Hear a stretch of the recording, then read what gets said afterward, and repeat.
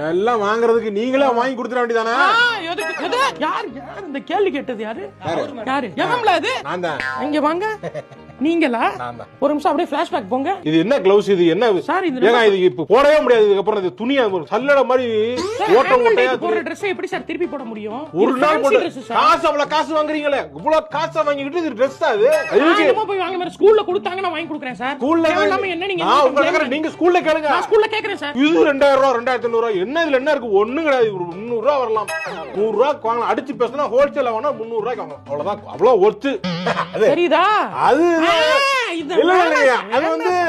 கதையே வேணாம், நீங்களே வாங்குங்க. அதுதான் சரிப்பட்டு வரும், அதுதான் கரெக்டா இருக்கும் சார். உங்களுக்கு முக்கியமா சொல்றேன், எலக்ட்ரிக் ட்ரெயின் வரும், அப்படியே நடுவுல போய் நில்லுங்க. அங்கல இருந்து ட்ரெயின்ல ஏறி பக்கத்துல பல்லாவரம் சந்தையில போய் எல்லாத்தையும் வாங்கிட்டு வந்துருங்க. சொல்லுங்க, எல்லாம் ஒழுங்கா சொல்லுங்க.